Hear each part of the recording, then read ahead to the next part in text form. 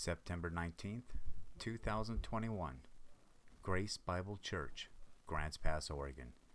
Daniel 3, 1 through 30 by Pastor John Marshall. Open to Daniel.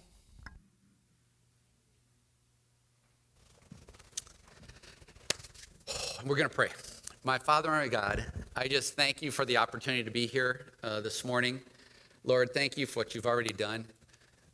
The sing time has just been so powerful during this whole worship experience. I just pray that the words have spoken to our heart and prepared our hearts and our minds for what you have to teach us from your word.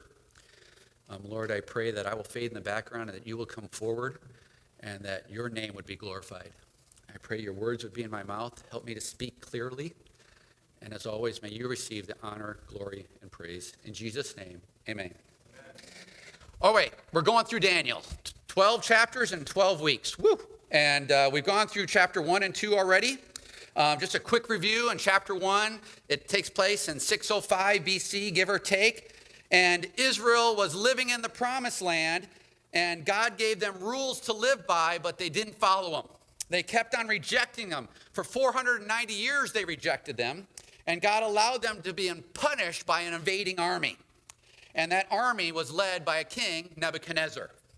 And Nebuchadnezzar enslaved a number of the Jews, including this group of Daniel, Hananiah, Mishael, and Azariel. And these guys, Rack, Shack, and Benny for VeggieTales, okay? And they made everyone walk these 700 miles back to Babylon. And they chose these four to work in the castle. These guys had not only high IQ, but high EQ as well. And in order to work there, they had to be emasculated. And none of these guys wanted this life. You know, none of these guys, as a young child, said, I want to become a eunuch, serving in a foreign country, a vegetarian. Not too many guys have that dream. And these guys did not have that dream, but these guys realized that they're going to live for God and put their dreams on the side for what God has called them to do. That's like us. None of us want to get the life that we wanted. None of us got the life we wanted. There's things that, this didn't happen. This I didn't realize. But are you trusting and confident in God? Are you trusting that he's giving you the life that he wants you to live? Because he created you. He should be sitting on the throne of your life, not you. So these guys, they're vegetarians, eunuchs, they're working for a foreign government under these intense pressures to conform. Sound familiar? Chapter 2 is around 602 BC, 3 years later, okay? And Nebuchadnezzar has this dream, and he's like, freaks out, and he wants all the religious and the spiritual advisors to come and not only interpret the dream, but tell him what the dream was. That's an impossible task, and no one can do it. Nebuchadnezzar makes a foolhardy decree, and he says, everybody's going to die that's involved with the wisdom people, you know, the advisors. They're all going to die. And these four are part of the group, and they didn't know what was happening. And then when they found out, Daniel asked for more time. God, through Daniel, gives the dream and the interpretation to Nebuchadnezzar. Daniel ends up saving the whole group. All these advisors that would have been killed get saved because God worked through Daniel to tell Nebuchadnezzar the dream. God has his people in Babylon being missionaries. It's not what Daniel thought he was going to do, but he's there doing it. Now we're in chapter 3, and this takes place in 585 BC, give or take. This is 17 years after chapter 2.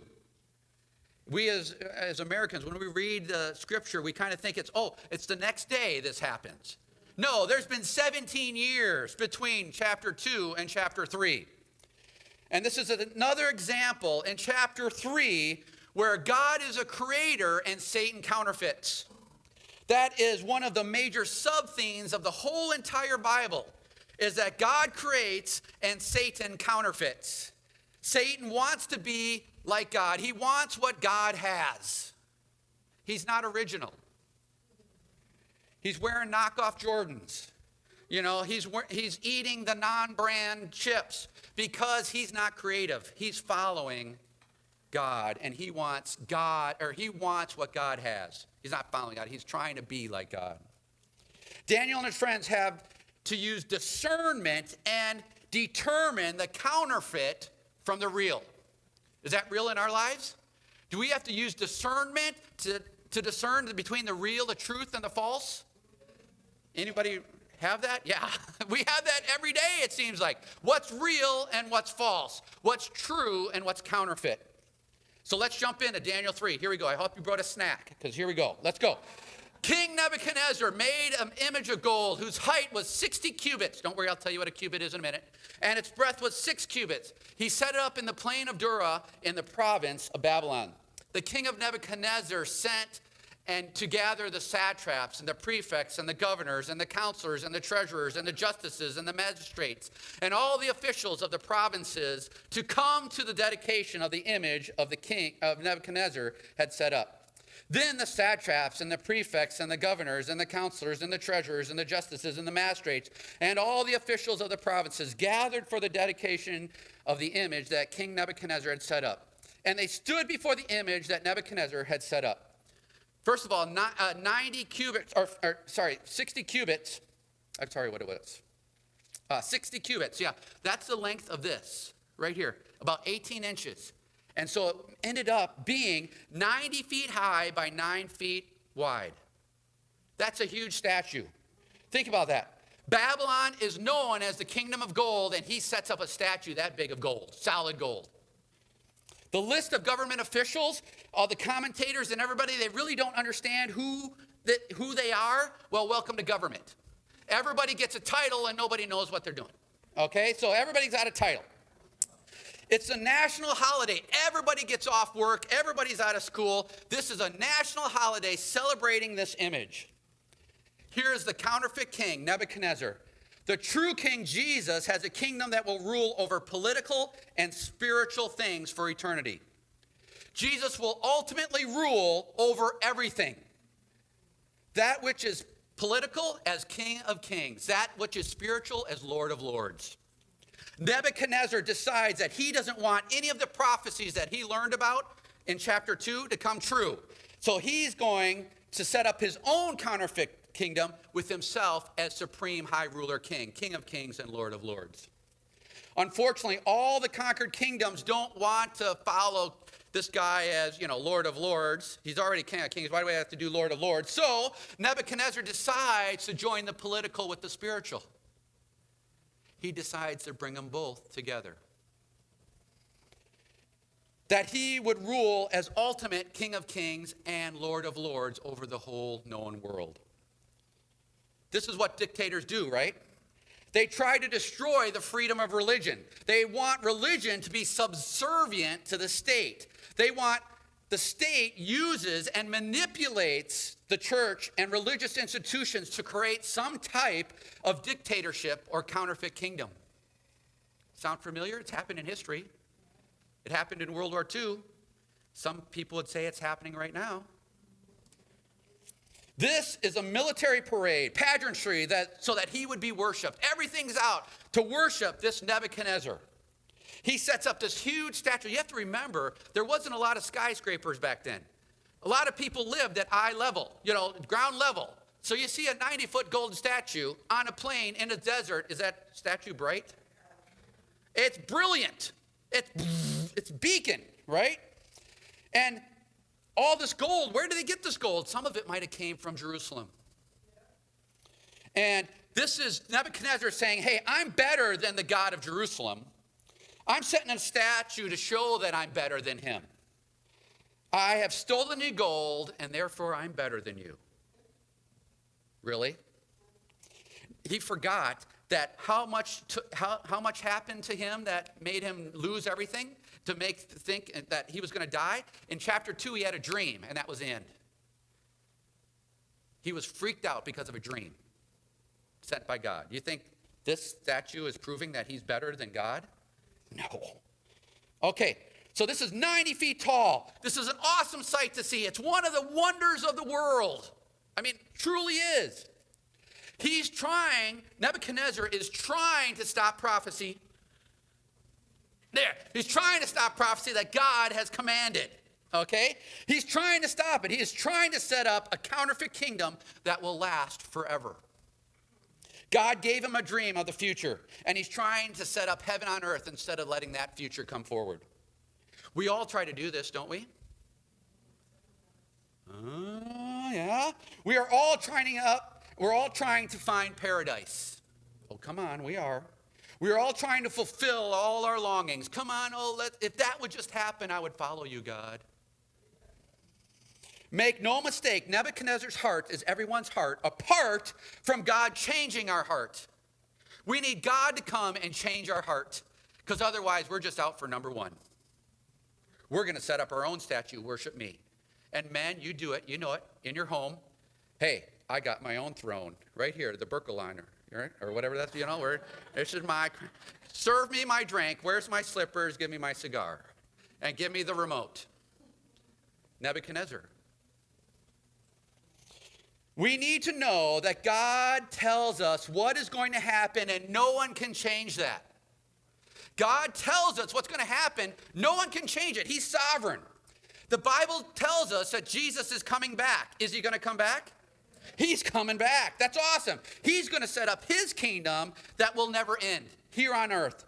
You will rise from the grave and you will go to heaven or hell. Some people are trying to say, don't worry, I've got this. I can get out of hell myself.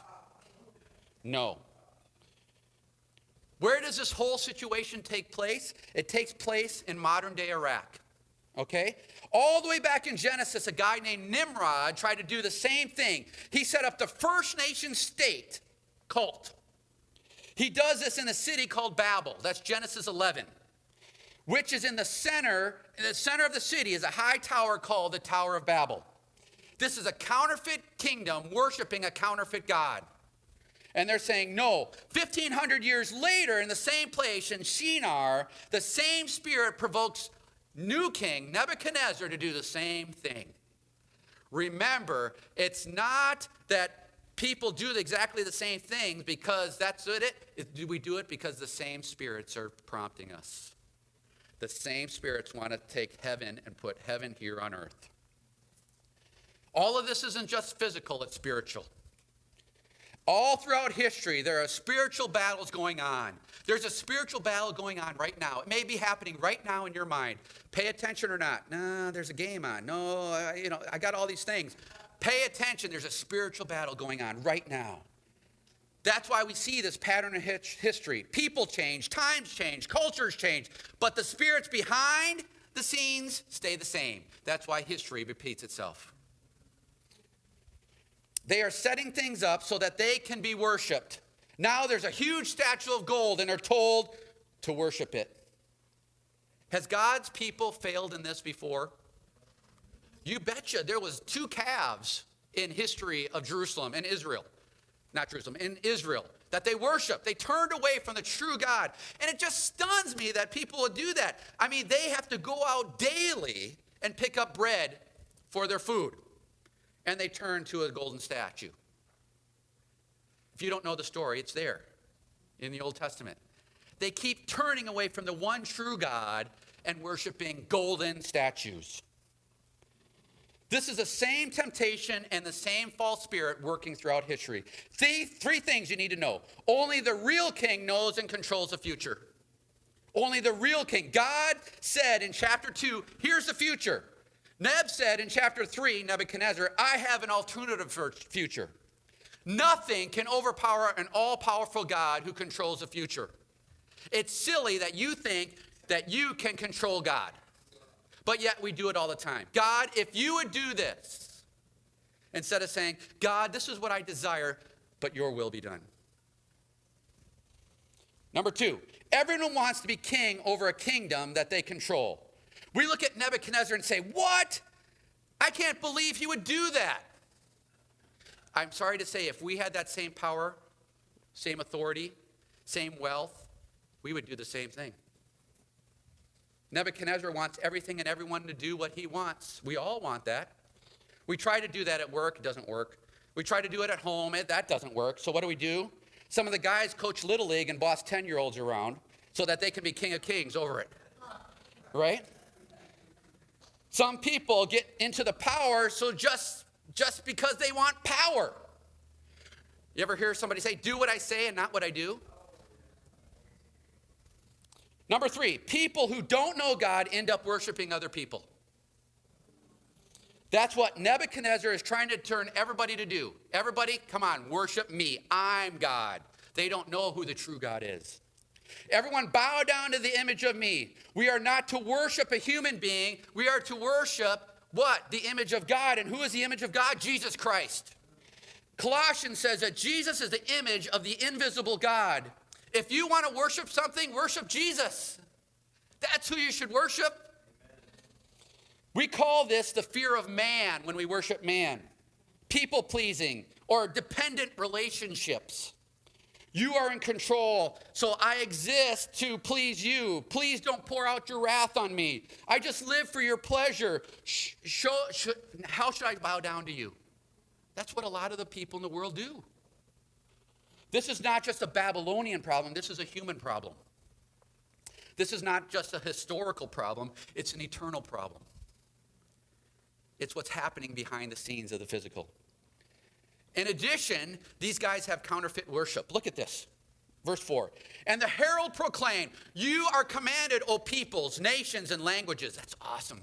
That when you hear the sound of the horn, the pipe, the lyre, the trigon, the harp, the bagpipe, and every kind of music, you are to fall down and worship the golden image that King Nebuchadnezzar has set up. And whoever does not fall down and worship shall immediately be cast into the burning fiery furnace. Therefore, as soon as all the peoples heard the sound of the horn, the pipe, the lyre, the trigon, the harp, the bagpipe, and every kind of music, all the peoples, nations, and languages fell down and worshiped the golden image that Nebuchadnezzar had set up.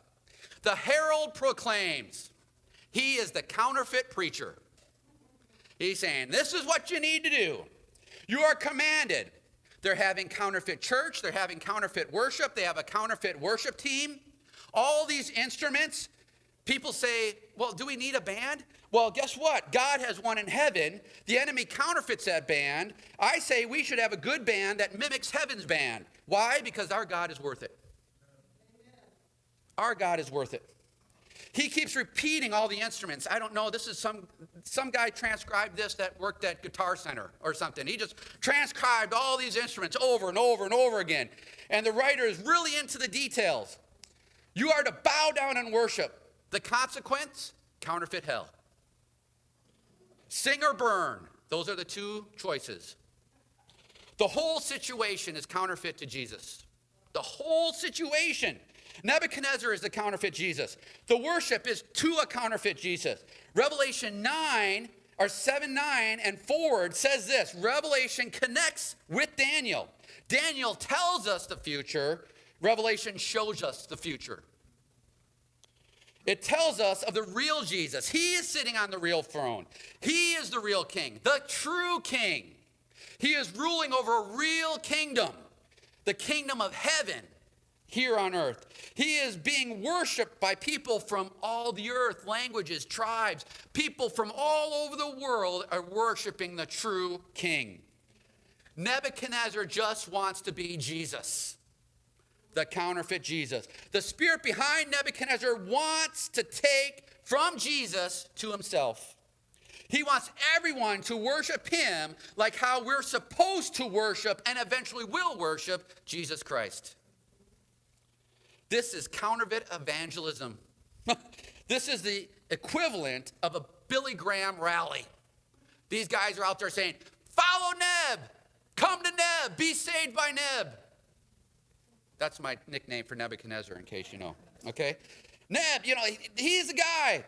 There are hundreds of thousands of people there, and they have publicly declared their worship of Nebuchadnezzar over God.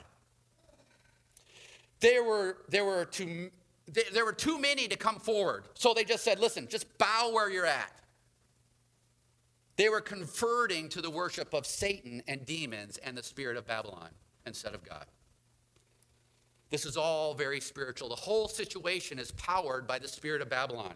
Convert or die, there's no middle ground. The difference between Christianity and other religions, right here. Christianity is proposition. It's proposition. It's like when a man proposes to a woman. He proposes a loving relationship. Jesus is proposing a loving relationship. Jesus does not want to impose a bending of the knee. Jesus proposes a surrender and a submission of heart. Are you willing to submit to Jesus? Jesus wants what's inward. Nebuchadnezzar wants what's outward. And other religions are about imposition. Convert or die. You can make people obey, but you can't make people love you. They have to do it of themselves. This is literally the same spirit that currently runs in some of religions. Islam shows up and it says what? Convert or die. It's the same place as the same story that's happening over in the Middle East. Convert or die. You have a choice to make on who you will worship and who your God will be. The Christian God proposes a loving relationship. He is the kingdom based upon proposition, not imposition. Sometimes when we read in the Old Testament, we think that's an interesting history. Oh, not relevant today. That's crazy. The Bible just doesn't tell us what happened. It tells us what always happens. Over and over and over throughout history, the same spirits are working. There's still a spiritual battle going on today. Because the same spirits are working behind the scene. Nations change, kings change, times change, but the spirits don't change. The counterfeit church is all over the place. It's even present in our day and age. They are demonic, counterfeits with the different Jesus all over the place. I keep saying that word wrong. That's just in case you know. My dyslexia comes in and I switch those two things. But anyway, they're all over the place. They reposition themselves not as just movements or something. They say that they're churches. Don't call us a movement, call us a church. I'm sorry, they're not a church because there's only one church, and that's a church that follows Jesus Christ. Period. So whatever religion they call us a church, whatever title there you want to put in there, put it in there. And some of these churches, they have a golden statue on the top of an angel. And it reigns over that temple. You know who reigns over our temple? Jesus Christ. That who reigns over our temple. And you know what? God says our bodies are the temple of Jesus, of the Holy Spirit. So who should reign over us? Who should be on the top of us? Jesus Christ. Have the same heart as Daniel and his friends. They don't hate Babylon. These guys don't hate Babylon or Nebuchadnezzar. They love them.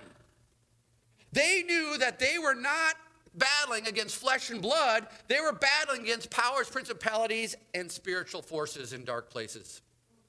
And yet, who do we battle against a lot of times?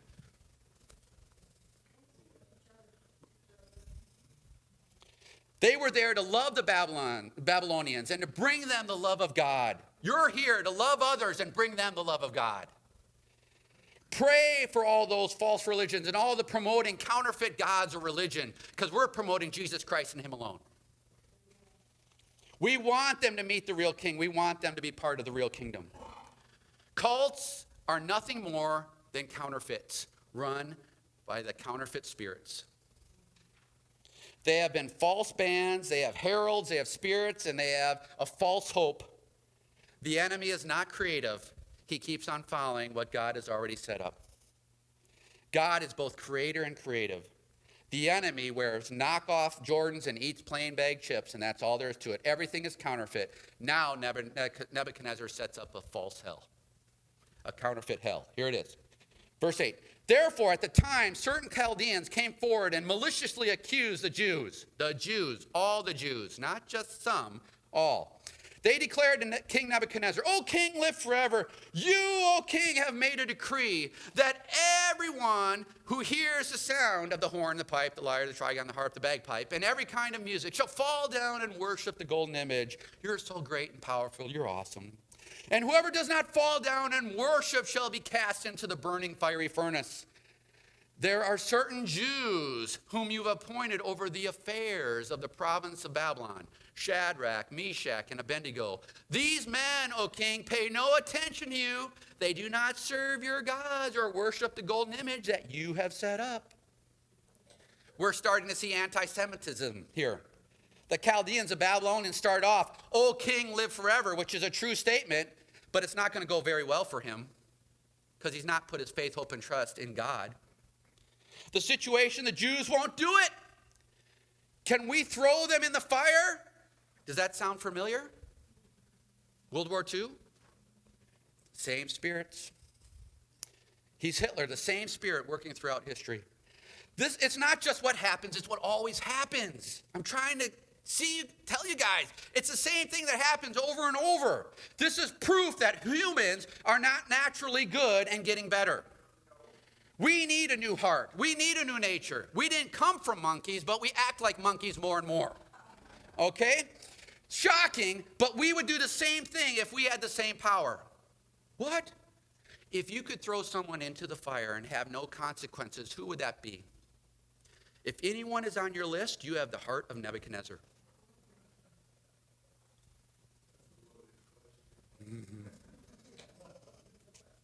That is why Jesus says to forgive our enemies and let him deal with it. How many of us want to sit on the throne and become Jesus instead of him? I'll throw him in the fire for you, God. I'll judge him for you, God. Is that right? We're Nebuchadnezzar. Even though we look at him and go, what? I would never be that way. You're lying to yourself. That's why we need Jesus to change our heart. They don't serve your gods or you. How dare they?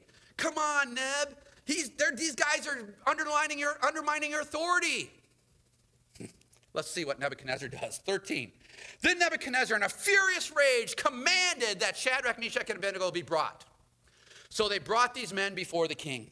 Nebuchadnezzar answered, and said to them, is it true, O Shadrach, Meshach, and Abednego, that you did not serve my God or worship the golden image that I have set up? Now, if you are ready, when you hear the sound of the harp, the pipe, the lyre, the trigon, the harp, the bagpipe, and every kind of music, to fall down and worship the image that I have made, well and good. But, gentlemen, if you do not worship, you shall immediately be cast into the burning furnace. And who is the God who will deliver you out of my hands? Does that sound like throwing down the gauntlet? Neb's reactions is a furious rage. How dare you? This is important. Don't make decisions in a furious rage. How many of us make those decisions and we live with the consequences because we react when we're in a rage? We shouldn't do that. Bring them to me now, the king orders. Is it true, you guys? Did you really do this? I can't believe you would do that. You don't worship my God? Remember, everything's a worship issue. That's what he's saying. That you don't worship the image I set up? Come on, how dare you? It's me. Don't you recognize me? Worship me. I made it very simple. Music, bow. Very simple. Okay? I'll give you another chance. Nebuchadnezzar knows these guys are valuable. Remember, they saved all the guys that are trying to kill him right now. They helped save them back in chapter 2. And Nebuchadnezzar knows the value of these guys. And he says, okay, I'll give you another chance, okay? Maybe you didn't understand. Nebuchadnezzar really didn't want to lose these guys. If you don't, you're going into fire. And who's the God that can deliver you from me? Who is Nebuchadnezzar picking a fight with? God. He's saying, I'm better than your God. Look at my statue. Incredible. This is a fight that everyone will lose is when you go up against God. You're going to lose every time. And then the question comes up, where's Daniel? Where's Daniel? Did he bow? What's going on? Now, we know enough of Daniel that he would not bow to that statue. We know enough about him. We have enough character in this whole book about that. Okay? And this is the day, if you're going to call in sick, this is the day to do it. Right? We don't know where he is. He's just gone. Okay? Daniel's a focus point in chapter 1 and 2 and chapter 4 through the end of the book. We don't know where Daniel is in chapter 3. He's absent. We don't know. but his friends take center stage. Some say he's away on state business. Some say Nebuchadnezzar knew that he wouldn't bow, so he just said, yeah, you stay home today, Daniel. Don't come. We don't know what happened. But this is the point here, you guys. The point is, the test of good leadership is what do the followers do when the leader is gone? Daniel is the leader.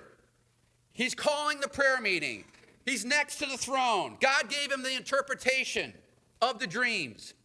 This is ultimately a good parenting lesson. What will your kids do when you're gone? Can you leave the house and expect the house standing when you get home? What will your kids do when they're on their own? Will they follow God or will they rebel? The charges against these three guys. What have these guys done in the past? Daniel and these three are the only reason that the accusers are still alive. All these guys that are accusing Shadrach, Meshach, and Abednego, they're alive because of these guys. God working through them. It's been 17 years prior that they saved them, but they're still alive because of them. And I got to say this, you guys. A lot of life is evil. A lot of people don't appreciate what you do for them. And a lot of life is unjust. I'm sorry. That's life. We live in a fallen world. And it won't be just until we get to heaven. Because we have rulers that are unjust. They disrespect the king. They've disrespected the king. Oh, Nebuchadnezzar, these three guys. That's treason. They don't worship your gods. Religious terrorism. They don't bow down. Public protesting. That's all there is. The counterfeit king has a real crisis on his hands because culture is one of two things. The first one, it's what you teach. It's what you teach. The king said, and the second one is what you tolerate. You have a family system. You say, you don't cuss at your mom. First kid comes up and cusses at your mom, and if you don't do anything about it, what's going to happen the next time when the kid wants to cuss his mom? He's going to cuss his mom. Because it's not what you teach, it's what you tolerate. A combination. It's a great lesson because it's true what's happening right now. The king commands everyone to bow down. Bow down. Therefore, he cannot tolerate three that who will not. All leadership comes from either fear and control or love and influence. Fear and control or love and influence. Nebuchadnezzar is working from fear and control. So he cannot have mercy. If he has mercy, it's going to backfire on him. He's going to lose control. His control would be threatened without a quick response. Our God is working from love and influence. Our God can give mercy. Isn't that great? Don't you see it? It's clear as day. Counterfeit, real.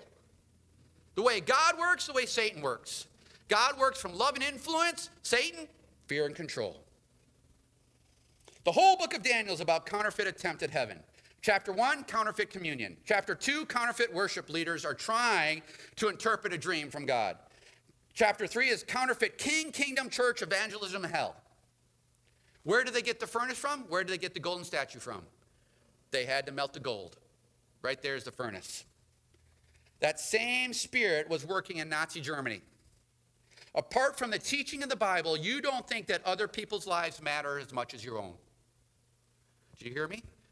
Apart from the teaching of the Bible, you don't think other lives matters as much as your own. That's why people kill babies before they're born. That's why you persecute them after they're born. That's the spirit of Babylon. That's what's going on. The Bible's true. We are not good people getting better. We need a new nature. We need a heart change. That is why we need to be forgiving. That's why we need to love others. And that's why we need to leave it to the Lord Jesus Christ and not to our own workings. The only solution to the spirit of Babylon is the presence of the Spirit of God. The good news is that there is a real worshipers present in this satanic area.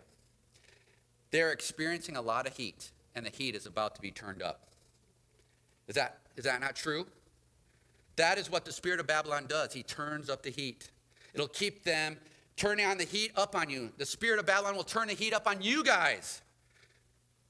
If you don't conform and bow down, I'm going to turn the heat up.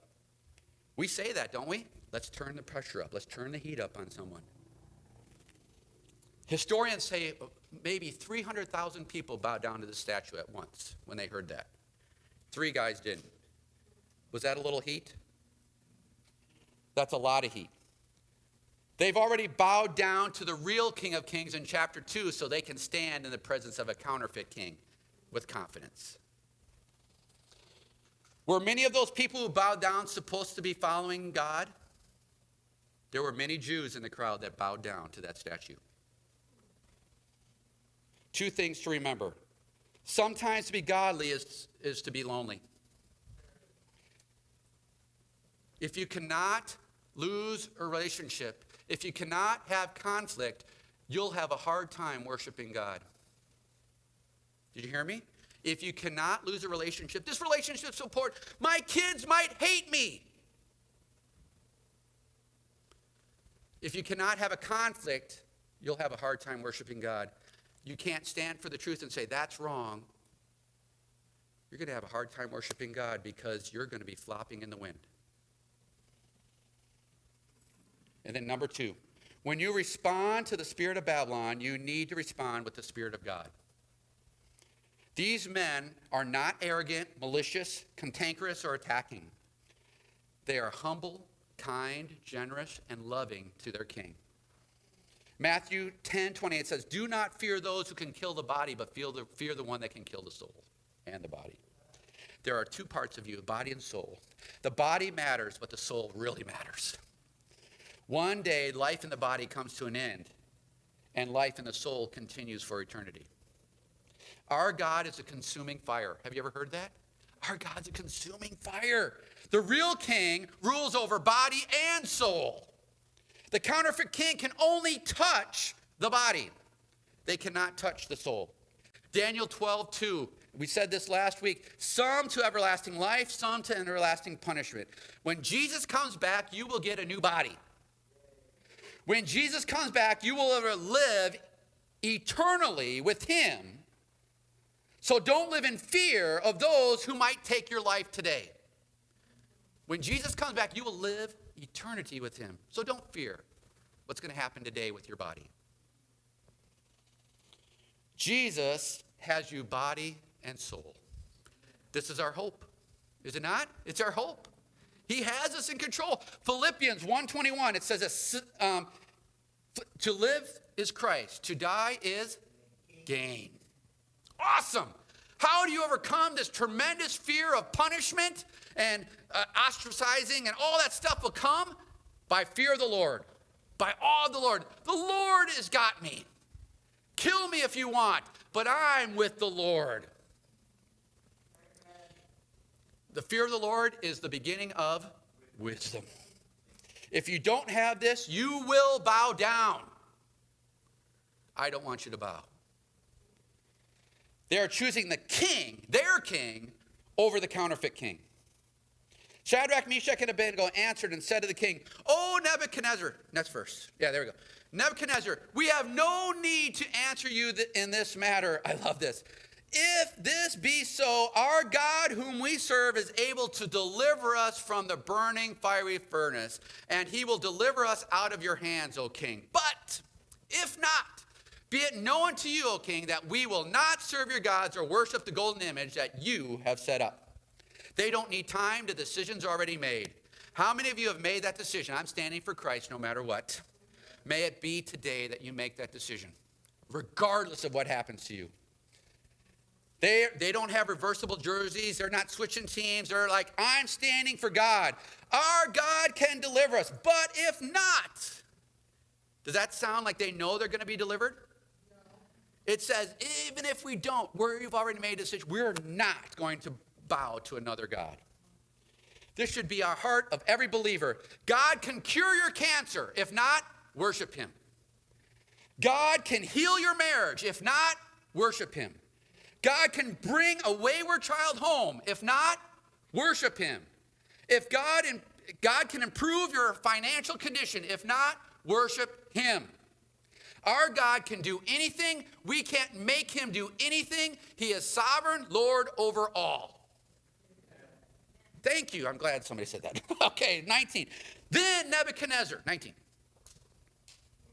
Then Nebuchadnezzar was filled with fury, and the expression on his face was changed against Shadrach, Meshach, and Abednego. He ordered the fiery furnace heated 7 times more than it usually was. He ordered some of the mighty men of the army to bind Shadrach, Meshach, and Abednego and to cast them into the burning fiery furnace. Then these men were bound in their clothes, their tunics, their hats, and their garments, and they were thrown into the burning fiery furnace. Because the king's order was urgent and the furnace overheated, the flame of the fire killed those men who took up Shadrach, Meshach, and Abednego. And these 3 men, Shadrach, Meshach, and Abednego, fell bound into the burning fiery furnace. What's Nebuchadnezzar's response? Filled with fury. How dare you? Everything changed in his demeanor. Everything. He ordered the furnace 7 times hotter. Now, I don't really get that because any fire will work, right? Yeah. But he wants it 7. Why? Because he wants the fire to match his inner fire. He's so angry. He wants that fire to just be the same thing as what's in his heart, in his mind. This is what happens when we pour out our wrath on others.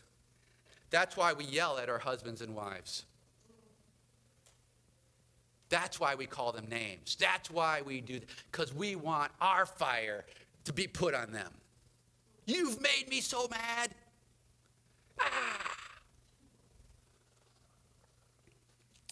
The mighty men who bound these guys, they bound them up. These guys are the guys with no necks, the linemen on the football team. They come out, they got them. These guys throw them into the fire. But these guys get killed because of the fire so hot. Have you ever had your life go the way you didn't want it to go? Thank you. Yes, it's true, isn't it? Things are out of control and there's no hope. And you're like, what is going on? I'm being thrown into the fire. And I did nothing but follow you, God. Thank you. That is when we need to worship the most. Not blame, but worship. God, I'm in your hands. I'm falling. Here I come. I'm coming home. The whole issue behind the narrative is worship. The first 10 commandments, the first 2 of the 10 commandments is all focused on God. And you follow those 2. The other ones are all the actions of those. The other 8. No other God before me. It all comes down to worship. Worship is who or what is at the center of your life. I've heard many people say, yeah, my kids are my whole life. Wrong answer. Because what if God takes those kids away from you? Your whole life is shattered. That's why marriages go terrible at the end when the kids leave, because their whole purpose was their kids, not God and then their husband or wife. Their whole life was wrapped up in their kids and not in their husband or their wife. Because who's first? God. Who's second? Your spouse. Who's third? Your kids. Who's third? Your kids. Not second, not first, third. Because you made a choice about your husband or your wife. That is the most important person next to God. God is first. Then the person on earth, it's my wife or husband. Then comes the kids. Worship is who or what is at the top of your priority list. Worship is who or what is your greatest pursuit or pleasure. We're just going to skip down to verse 24. Slide 45, excuse me. Then King Nebuchadnezzar was astonished and rose up in haste. He declared to his counselors, did we not cast 3 men bound into the fiery furnace? They answered and said, to the king, true, O king. He answered and said, but I see 4 men unbound walking in the midst of the fire, and they are not hurt. And the appearance of the 4th is as a son of the gods. Nebuchadnezzar is blown away. He gets off his throne. He never gets off his throne, but he got off the throne and came closer to the fire. Not too close, but close. And to see them walking around, and it's amazing. He questions the guy with the clipboard. How many guys did we throw in there? 3. Okay, there's 4 in there. What's going on? And the fourth looks like a son of the gods. He was close. It was the true Son of God. Verse 26, then Nebuchadnezzar came near to the door of the burning fiery furnace. He declared, Shadrach, Meshach, and Abednego, servants of the Most High God, come out and come here. Then Shadrach, Meshach, and Abednego come out from the fire. And the satraps and the prefects and the governors and the king's counselors gathered together and saw that the fire had not had any power over their bodies of these men. Their hair on their heads were not singed. Their cloaks were not harmed, and no smell of fire had come upon them. Wow. Nebuchadnezzar wants a closer look at them. He calls them out, servants of the Most High God. Listen, he's not converting. He's playing both sides of the track. He's still bossing people around. What does he say? Come here. Come on, guys. Come out here. I'm ordering you out here. Don't make me come in there. Everyone inspects them. There's no smell of smoke. There's no fire damage. Have you ever camped and you've been next to fire? What do you smell like? A campfire? No, Babylon. That's who you smell like. Okay, before Nebuchadnezzar gets off his throne, Jesus got off his throne. Awesome. Jesus comes down and got into it with his followers. Jesus gets into it, into things where no one else wants to get into. Jesus stands with those who no one else wants to stand with. Jesus comes down to show the pretender who the real king is. And some people ask, well, what about those who never heard about Jesus? Are you kidding me? God can show up in extraordinary ways. Can God show up in extraordinary ways? And you're saying, well, what about that guy, God? You don't think God has the power to show up to that guy or that lady? Jesus shows up to Nebuchadnezzar and he still doesn't convert. He doesn't. Not right now. Some people say, well, if Jesus would just show up, then I would believe. Guess what? Jesus is already showing up. He's already come. He's come here. You just need to believe it. That's the problem. Verse 28, Nebuchadnezzar answered and said, blessed be the God of Shadrach, Meshach, and Abednego, who has sent his angel to deliver his servants, who trusted in him and set aside the king's command and yielded up their bodies rather than serve and worship any god except their God. Therefore, I make a decree, any people, nation or language that speaks anything against Shadrach, Meshach, and Abednego, or God of Shadrach, Meshach, and Abednego, shall be torn limb from them and their houses laid to ruin. And for there is no other God who is able to rescue in this way. Then King promoted Shadrach, Meshach, and Abednego in the province of Babylon. Nebuchadnezzar takes action. He declares, blessed be the God of these three. He wants God to bless him through these guys. Blessed be this guy. He's a high God, but I'm a God too. So, he is not worshiping the God of heaven. He's just declaring it. Now, Nebuchadnezzar makes a decree. Is he showing mercy? No. Convert or die. How many of us go to people and say, convert to Jesus or die? Is that our job? We're a proposition, not imposition. Today, unfortunately, we would tend to criticize these three men. Don't tell me we wouldn't. These three guys, they get promoted in Babylon. They're working in the nation of Babylon, the worst nation to rule up to this point. And they get promoted in the government. Their lives are great. Daniel is like VP, and they're like his chief counsel. We would say, oh, they sold out. You should be poor. You shouldn't do anything for that government. Can you imagine the social media today for those guys? Look at what they did. The point is love and serve your nation. Be a witness of the love of God, and be a good citizen up to the point that you cannot be a good Christian. You understand that? Be a good citizen until you can't be a good Christian. These guys couldn't be a good God follower by worshiping someone else. They said, no, we will not worship. Kill us if you want, but we will not worship another God. They love Nebuchadnezzar. They love the Babylonians. They want them to know about God's love. Even though they might not believe in Babylon and what Babylon's doing, they love the Babylonians and they love them. They want them to come to Jesus Christ. That's how missionaries can go to other countries that aren't open, that are dictatorship, and still love them. That's why you can love the other political party. Ooh. Isaiah 43, 2 through 3. When you pass through the waters, I will be with you, and through the rivers, they shall not overwhelm you. When you walk through the fire, you shall not be burned, and the flame shall not consume you, for I am the Lord your God. Jesus shows up. He said it before in Isaiah.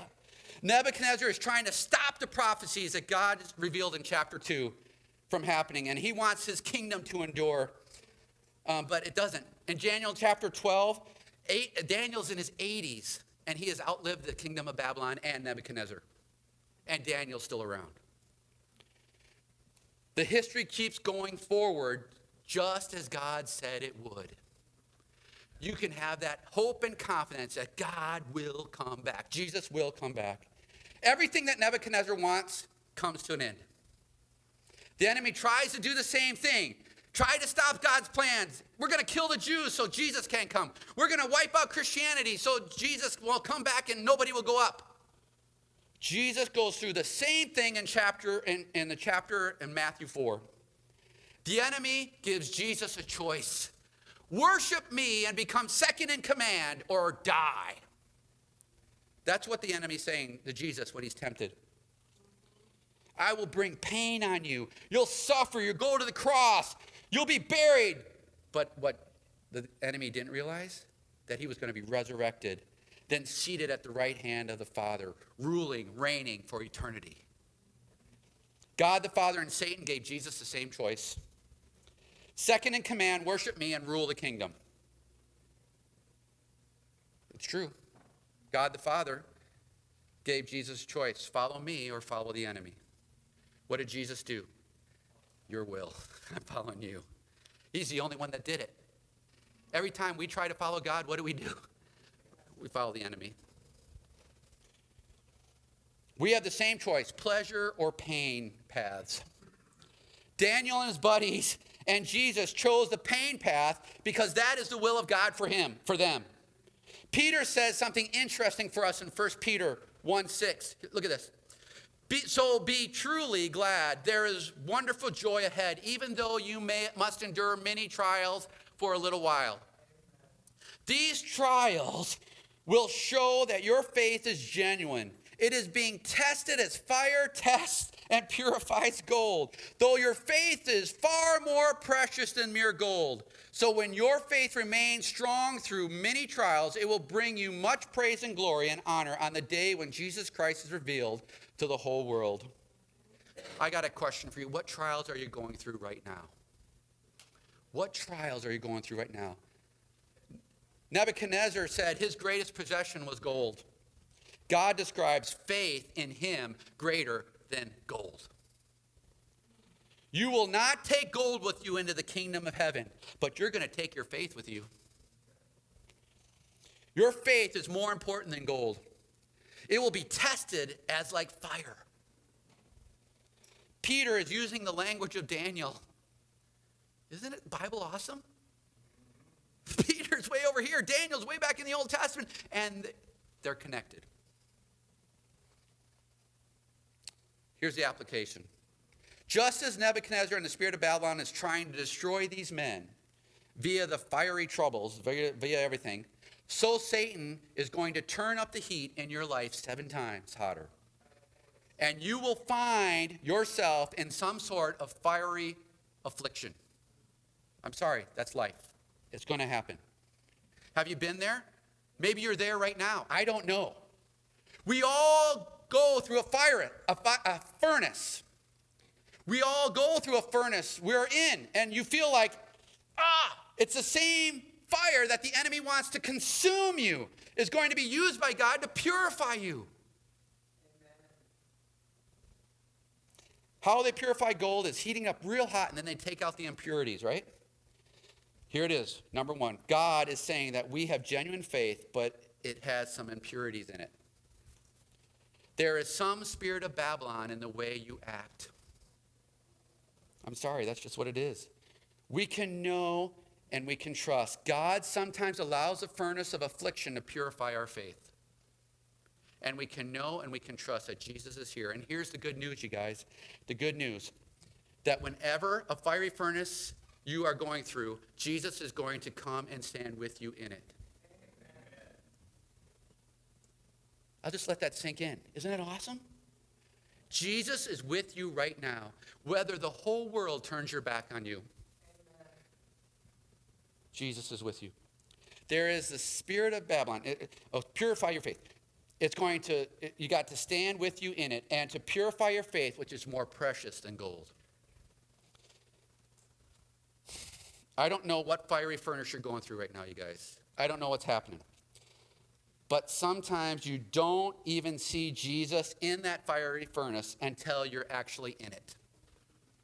Sometimes you don't even know that you need Jesus until the heat is turned up.